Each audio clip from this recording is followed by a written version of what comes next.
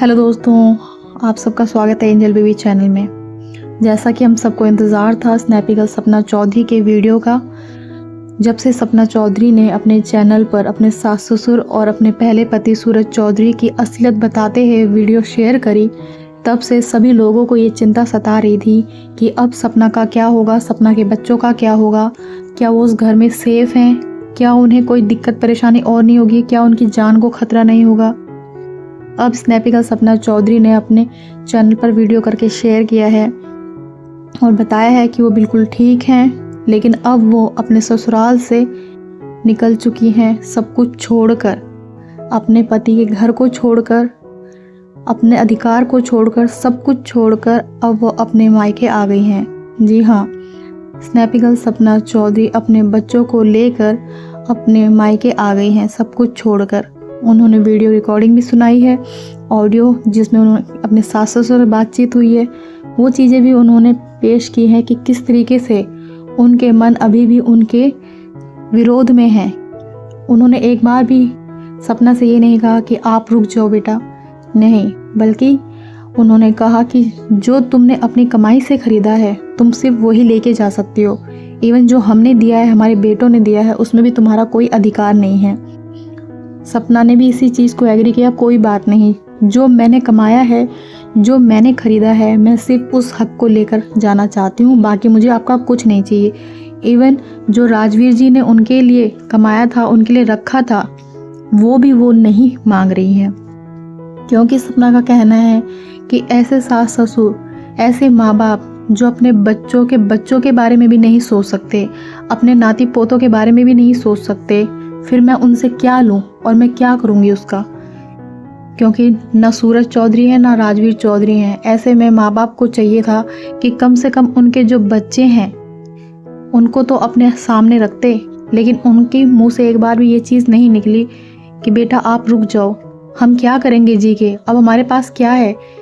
लेकिन उनका तो ये कहना है कि आपने कुछ नहीं कमाया है, आपकी जो कमाई है वो आपको मिल जाएगी, वो देखा जाएगा, लेकिन आप कुछ मायके से लेकर नहीं आई हैं तो आप किसी चीज़ को मांग नहीं सकती हैं। सपना ने ये क्लियर कर दिया कि वो भी कुछ नहीं चाहती हैं, वो बस ये चाहती हैं कि जो मैंने कमाया है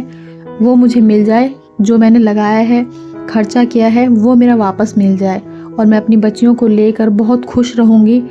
पालूँगी अपनी बच्चियों को, कमाऊँगी, क्योंकि मैंने हमेशा से दुख तकलीफ़ देखे हैं। कोई बात नहीं, ये दुख भी झेल लेंगे, क्योंकि ज़िंदगी में दुख बहुत लिखे हैं। सपना को कमज़ोर करने के लिए सबसे पहले अंशु को उनके घर से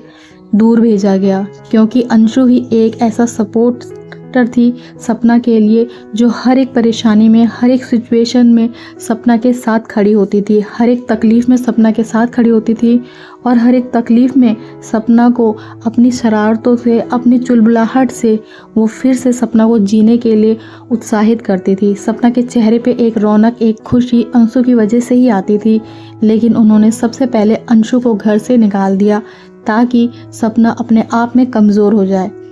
लेकिन सपना का ये कहना है कि कोई बात नहीं, मैं हर एक चीज़ को हैंडल कर लूँगी, और अब कुछ टाइम उनको चाहिए ताकि वो अपने मायके में सही से सेटल हों, सही से अपनी स्थिति को देखें, और फिर वो अपनी लाइफ को आगे बढ़ाएंगे, क्योंकि उन्हें अपने बच्चों के लिए ये कदम उठाया है, क्योंकि उनकी एक लिमिट थी, वो सहते सहते बहुत थक चुकी थी। अब उन्हें कोई उम्मीद, कोई भरोसा किसी पे नहीं था,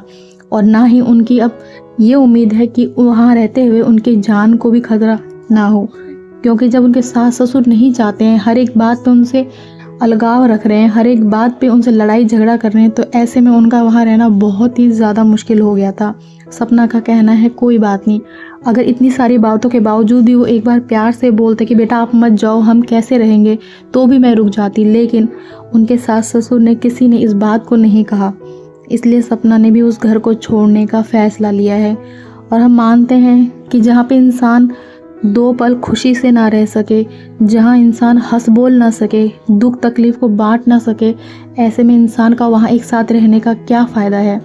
तो शायद सपना ने ये अच्छा डिसीज़न लिया है अपने लिए, अपनी बेटियों के लिए, क्योंकि पूरी लाइफ, जितनी भी छोटी लाइफ में उन्होंने इतनी दुख तकलीफ़ देखी है, 2-2 बार अपने पति को खोया है, उसके बाद भी वो अपने सास ससुर के लिए ही वहाँ रह रही थी, ताकि उनका बुढ़ापा कट जाए, उनकी ज़िंदगी में कम से कम नाती पोते अपने देखते हुए वो अपनी ज़िंदगी को गुजारें। लेकिन अगर वो नहीं चाहते हैं, वो सपना को फिर भी सपोर्ट नहीं कर रहे हैं, तो सपना का कहना है कि फिर मैं भी ऐसे माहौल में कब तक रह सकती हूँ, मैं कब तक अकेली इन चीज़ों को झेल सकती हूँ। तो हम यही उम्मीद करेंगे कि सपना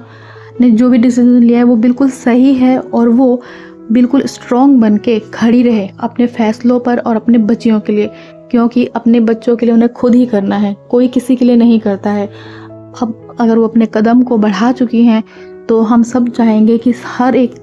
जो भी सपना के सपोर्टर हैं वो उन्हें पहले से भी ज़्यादा सपोर्ट करें,